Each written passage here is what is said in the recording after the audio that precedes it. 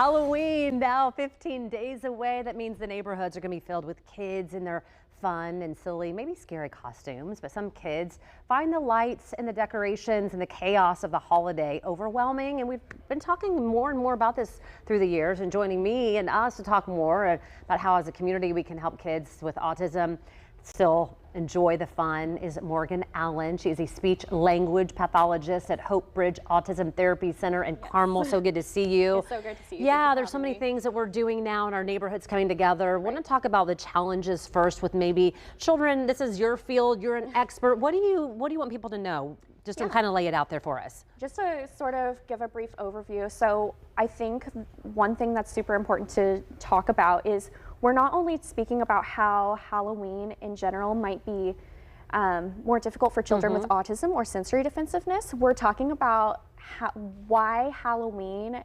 specifically just kind of creates or brings to the forefront its own host of issues for any child, right? And one of those things that I think people overlook is just that Halloween puts us in this like fight or flight mode, right? Like that's the whole point. So we've got all this auditory stimuli, visual stimuli. That's the point. So when that happens, though, our communication breaks down. Okay. So as a speech language pathologist, one thing that I know for sure is that my children aren't going to acquire new skill or be able to act and show me their best work when they're in this fight or flight. We say that we want them in HRE, which is happy, relaxed, and engaged. And then during Halloween, we are none of those things, right? It's kind of like anything goes, and even like you said, and then you add in maybe sugar and candy and just maybe not eating and staying up later, and all of those things are happening. So we want to make it the best that we can for everyone. I want to talk about a device, and one of these things that helps and something that you guys use a lot that you brought. Can you tell me, is it AAC? Yes. And what does it stand for? AAC is augmentative or alternative communication. And are these them? Yeah, so I've got you some here. So I want to point out that everybody is an AAC user, like even you. Yeah. Because we use pointing, we are using pictures, we're texting. That's all alternative communication. Okay. It's an alternative to our voices. An AAC device can be high or low tech. So I also have some like low tech, light tech here. But these specifically are high tech devices. These are considered durable medical equipment. So you get these with a speech language pathologist's full evaluation in accordance with your doctor's recommendations. Yeah, absolutely, take a look. So this one features LAMP, which is a motor planning based vocabulary set. And under make, holidays, we have a whole row there of Halloween vocabulary, such as trick or treat. And this is another one that I use a lot. It's Touch Chat.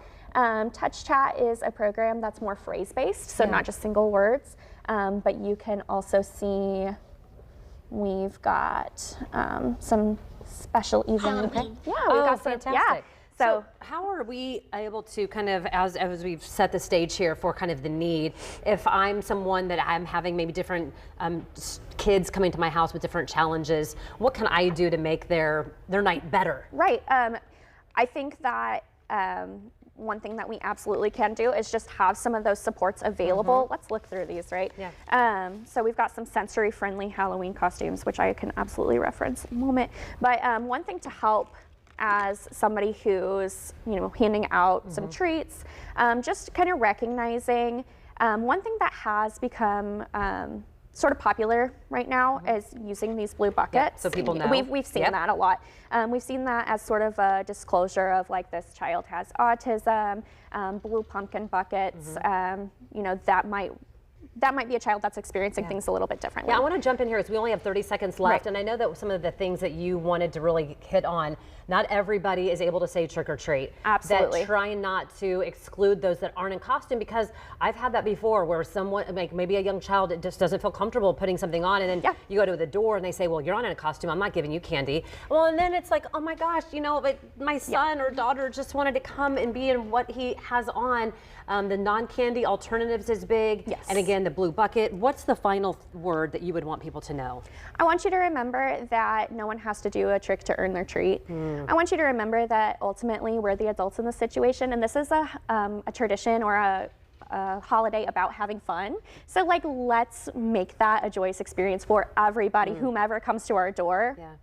We should be welcoming them. Excellent work. No disclosure required. There you go. To be treated with respect. There you go. So for more information, and if you would like to learn more about best care for your child during the Halloween festivities, fox59.com/links, and we'll connect you again. Hope Bridge, nice to see you. It's so nice Jim to see you. O'Brien, way too early to start talking, but you know, on Halloween night, we could have snow or we could have 70. Yeah, I did look at it a couple days ago and even earlier this week, and there is a front coming in sometime late in the month, so just a heads up on that.